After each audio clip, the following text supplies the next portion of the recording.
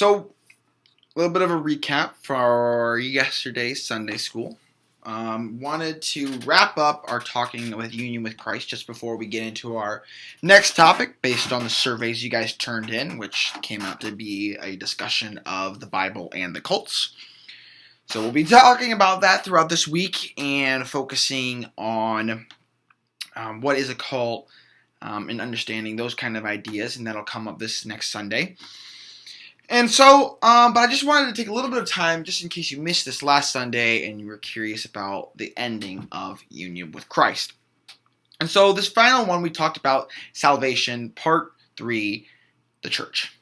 And I just wanted to highlight a couple of things that come with talking about the church. So, the passages we looked at were Ephesians 3, 1 through 6, which talked about how the gospel includes the church. The church isn't something that's after the gospel. It is a very part of the gospel.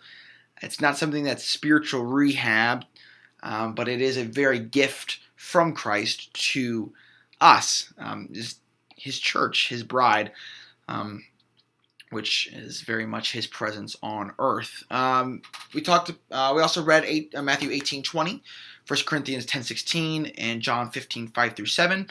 And basically talked at where does Jesus Christ show up? And this talks about basically where does Jesus show up in a special way. Jesus is God and he's everywhere. So that's Psalm 139, I believe. And so, all right, so what does it mean for him to be especially in certain places? And so 18:20 talks about when believers gather.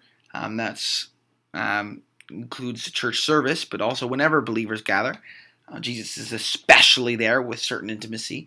It is my opinion that 1 Corinthians 10:16, which says that communion, drinking communion and eating the bread is a participation in the body and blood of Christ. I believe that is done by the Holy Spirit, and that's a special way.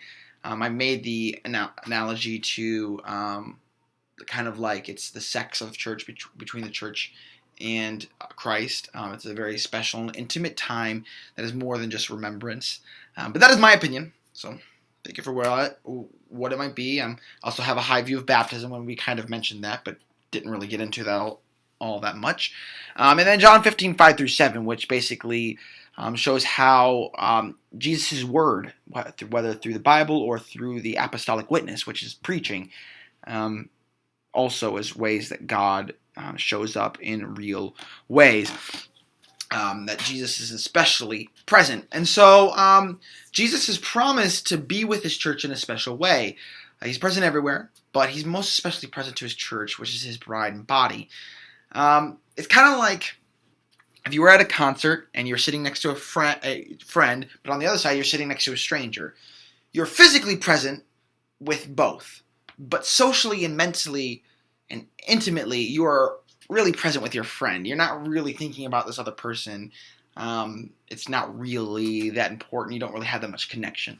It's kind of what we're talking about here, that there is a different level of Jesus being present. It's not like 100%, 80%, 70%, but the intimacy that Jesus shows up. Or it's kind of like another example is that if you have a husband and wife, they're together all the time, but when they go on a date, it's a special togetherness. That's kind of the idea there. And since we're not merely friends, but his actual bride, we can expect times of great intimacy. And this is what I argue for, that this is promised through the Word, preaching and reading the Bible, through sacrament, baptism and communion, and the gathering of believers. This ties all into being united to Jesus.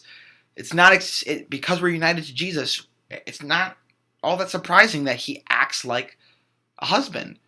That's what Paul talks about. So that means that church is more than just Christian school, but an actual intimate time with our lover Christ.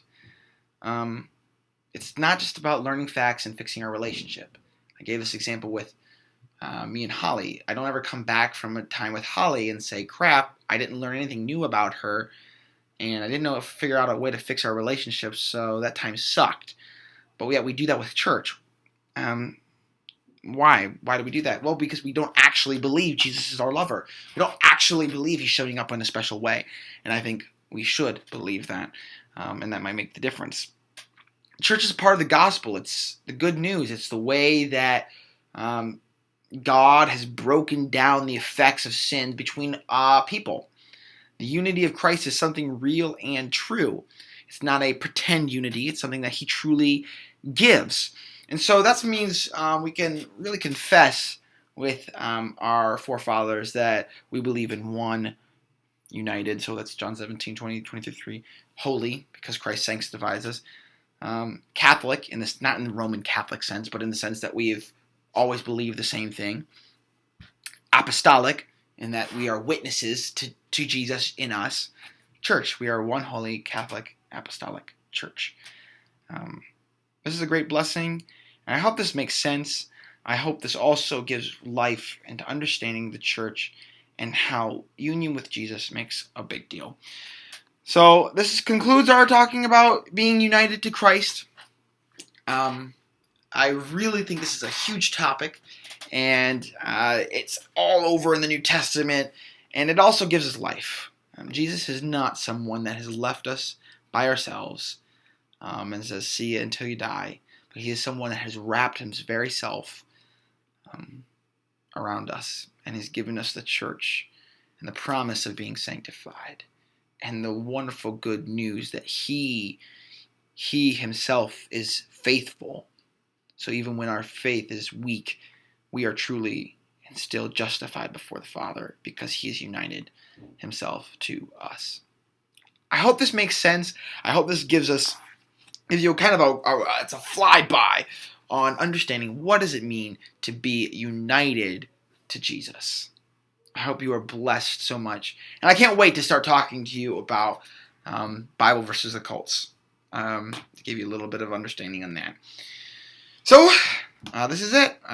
If you have any questions, let me know. I love questions. So, yeah, that'd be great. Thanks. Bye-bye.